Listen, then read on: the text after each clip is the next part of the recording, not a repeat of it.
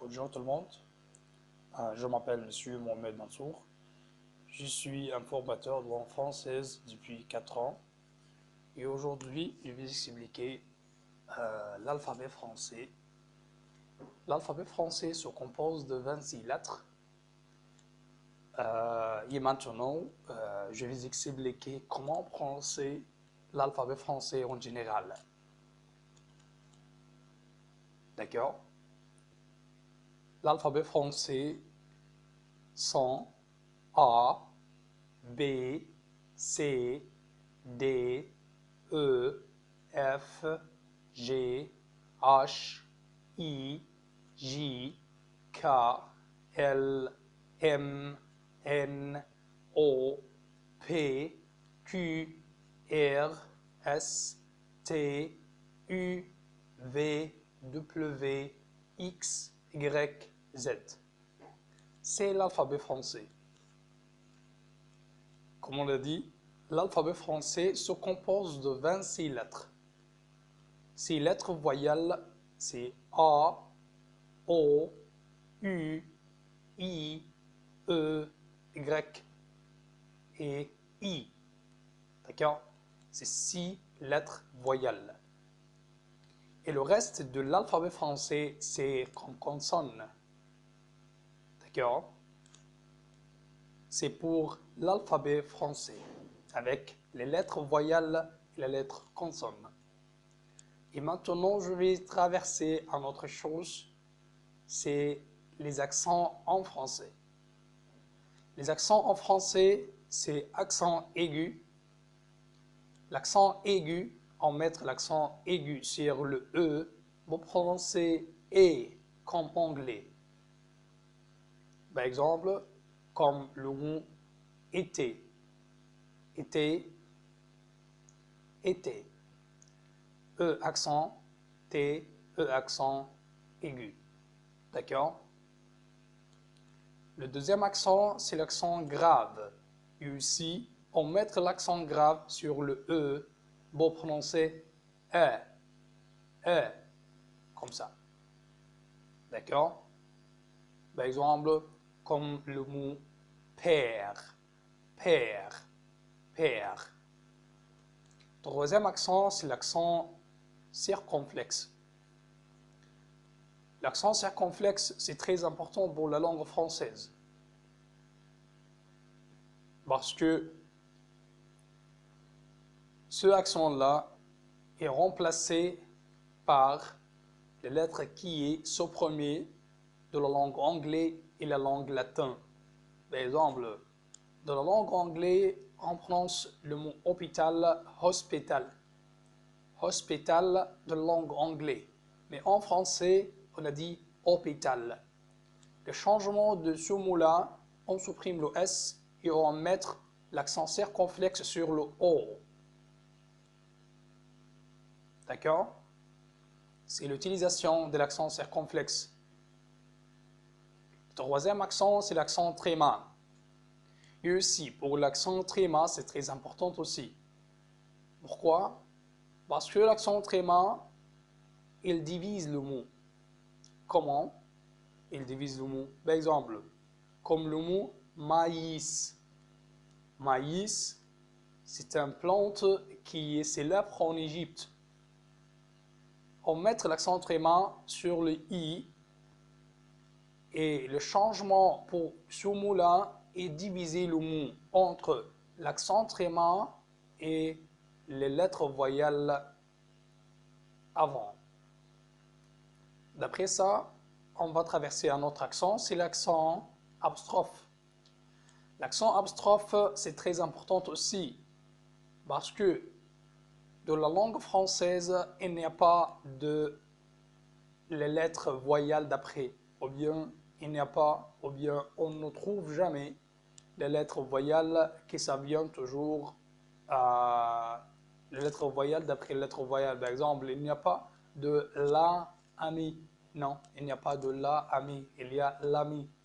On supprime le premier voyelle, on met l'accent apostrophe, qu'on a dit l'ami, l'ami. L'ami, c'est-à-dire, c'est quelqu'un qui est très proche. D'accord? C'est pour l'accent apostrophe. D'après ça, on trouve l'accent sédaï. L'accent sédaï, ça vient toujours avec le C. Pourquoi l'accent sédaï, ça vient avec le C? Parce que le C, quand il vient avec le A, ou bien le O, ou bien le U, se prononce K. Pour éviter de prononcer C comme K, on met l'accent sédaï sous le C pour prononcer ce. Par exemple, comme garçon, garçon. C'est-à-dire, quand on supprime l'accent sédaï de C, on se prononce le mot garçon comme garcon, garcon. Mais c'est très difficile pour prononcer le mot comme ça. D'accord? Alors, pour les accents en français, c'est l'accent aigu, accent grave, accent circonflexe, accent tréma, accent apostrophe et à la fin, accent sédaï. C'est pour les accents de la langue française en général. D'accord? Alors, on va traverser à une autre chose maintenant. C'est pour les articles en général pour la langue française. Et aujourd'hui, Inch'Allah, je vais expliquer le base ou bien le pas. D'accord? Le pèse, c'est-à-dire peser quelque chose, peser, c'est autre chose. Hein? C'est-à-dire poser. Fais attention entre le P et le B. D'abord, pour le P, on trouve toujours l'air et ça vient avec le P. Mais pour le B, comme bébé, il n'y a pas de l'air. D'accord? Tu dois identifier entre le P et le B. Il y a beaucoup de personnes, quand ils prononcent, par exemple, le E, le U, le I, le O, c'est très difficile d'abord. Mais pour améliorer tout ça, tu dois entraîner toujours sur le virelangue. Qu'est-ce que ça veut dire le virelangue? Le virelangue, par exemple, comme ça se casse en Saskatchewan, c'est par exemple, hein, c'est pour le virelangue phrase. Deuxième chose, c'est pour le virelangue syllabe. Le virelangue syllabe, c'est-à-dire, par exemple, comme mata, sarat, la, cha, n'importe quoi. D'accord?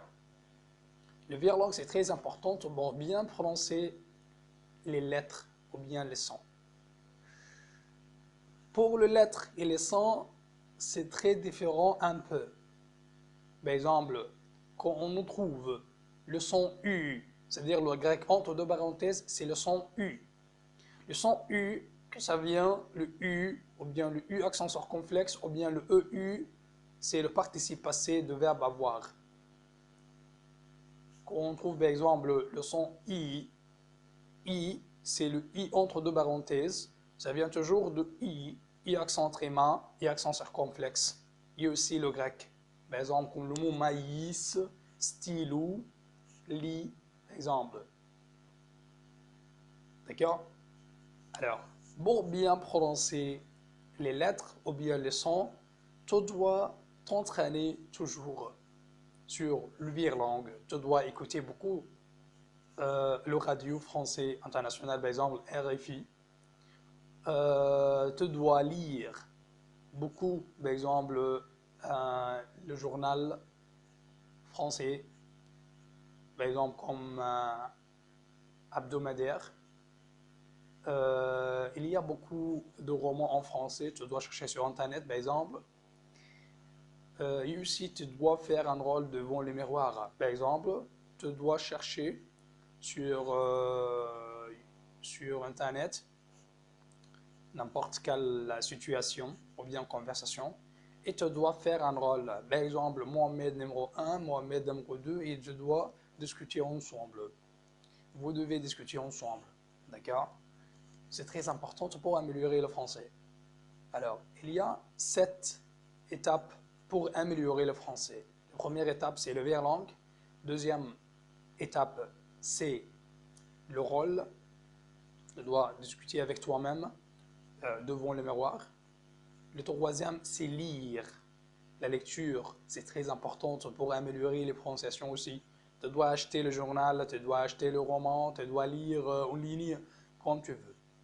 D'accord? La troisième chose à faire, tu dois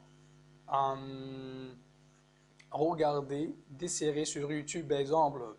Il y a beaucoup de films, des séries sur YouTube comme Chez Mimi, comme Extra French, par exemple. Allez, viens. Il y a beaucoup sur YouTube. Tu dois chercher et tu dois regarder beaucoup. C'est pour le quatrième étape. Pour le cinquième étape, tu dois écouter des chansons en français, comme Adila, comme Enrico Macias, comme Je Dessin, comme tu veux. Il y a beaucoup de chanteurs et chanteuses très célèbres en France. Tu dois écouter toutes les chansons avec sous-titres. Les sous-titres te trouvent toujours sur Internet. Comme, par exemple, tu dois écrire sur YouTube ou bien sur l'Internet ou sur Google, par exemple, la chanson de Enrico Macias, par exemple, la chanson avec Je Dessin, si tu n'existais pas, par exemple, avec le parole, avec le sous-titre. Tu trouves, hein? Il y a beaucoup de choses à faire. Tu dois faire 7 étapes pour améliorer le français. On a cité maintenant 5 étapes pour améliorer le français. C'est le verlangue, c'est le rôle, c'est le lire le journal ou bien le roman, c'est écouter la radio internationale, RFI, regarder des séries sur Internet. Pour le reste, c'est les deux étapes. C'est tu dois parler avec les personnes qui parlent très bien le français pour améliorer le français avec lui. D'accord? Ou bien avec elle. Ça de bon, avec les garçons ou bien les filles. Tu dois faire toujours tout ça. D'accord? Et la septième étape, tu dois regarder le son avec les lettres qui s'appartiennent à ou bien qui se donnent ou bien ces sons-là. D'accord? C'est très important pour améliorer le français. Et à la fin de ce vidéo-là, j'espère que vous allez très bien en français. Et Inch'Allah, je vais montrer beaucoup de vidéos sur la conversation, sur la phonétique en général. On va discuter ensemble. Alors, tu dois faire un partage de ce vidéo-là sur YouTube ou bien n'importe quel lieu.